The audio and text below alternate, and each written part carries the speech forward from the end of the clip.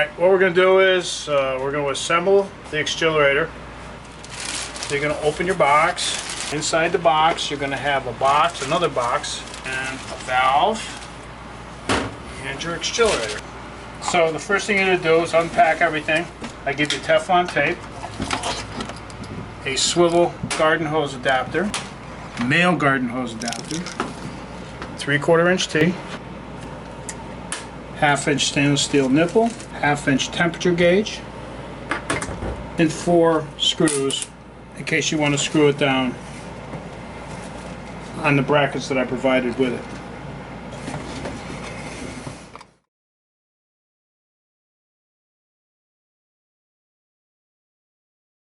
Perfect. So you need to clean this out. I would recommend at least running hot water through it before you use it to brew. Take your 3/4 inch T, take your temperature gauge, put it in here like this. The bottom, we're going to take and put the ball valve on here. Again, this is just for cleaning. You would pour this in. This is CLR, that's mixed. Pour it in until it comes out of the ball valve. It'll flows out, and then close the ball valve. You're up. Now once it starts to come out, let it close it, top it off, let it sit for maybe 10 minutes, then rinse out with water.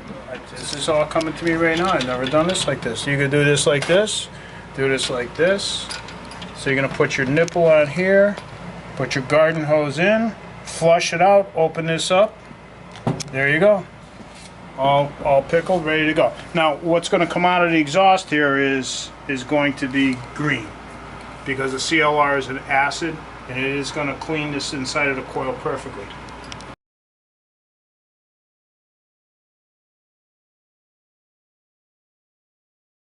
And this is the way I set it up.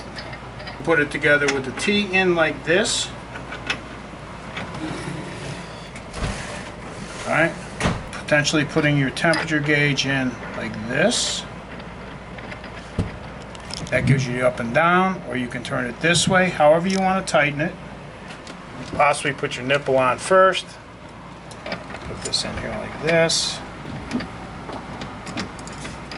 This is wort out. So this end will be cold in as far as your chilling water is concerned. So we're going to put the swivel, because the hose coming in from your silk cock or your faucet is going to be the female end, and we're going to put the male end of the hose in here. So I provide you with a brass so you can put that on there.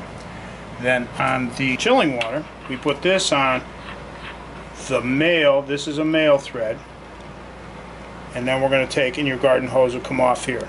This is wort in, hot wort in. So you're coming in, going through, cold wort's coming out and going into your fermenter here. Now how you set this up is up to you. However you mount it, however you plumb it, whatever's comfortable for you to see that temperature gauge, because that's probably the most important thing.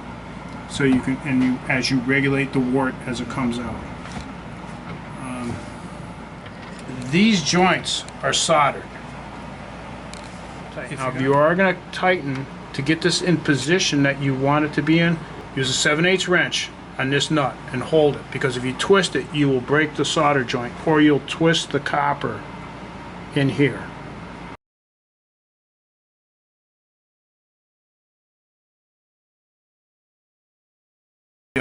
Now, option 2 here on this is, again, take this apart. Temperature gauge is going to come out. We're going to put the T in line like this.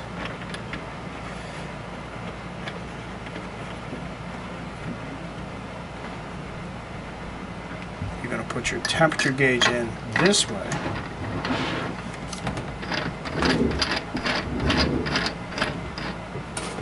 Really not much difference from the other way, but it is an option, depending on what your plumbing of your system is.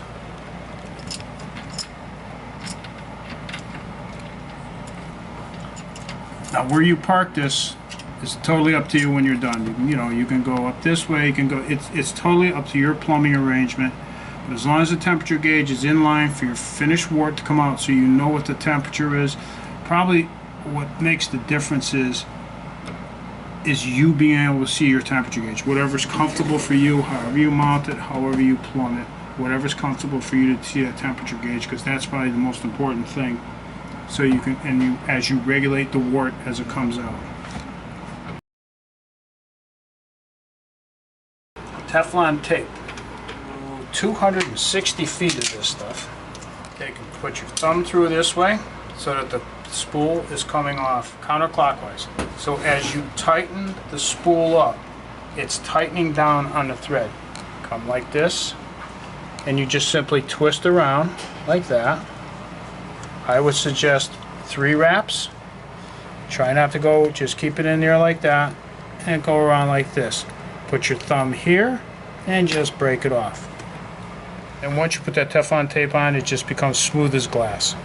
Just me doing that hand tight like that, that's enough to hold, probably hold 20, 30 pounds of pressure right there like that, just with that.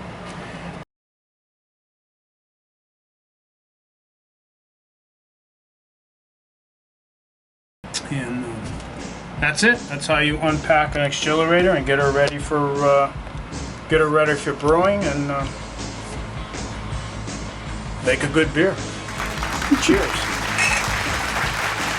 we there? Mm-hmm. Oh really? You're gonna be able to edit this. Okay. All right.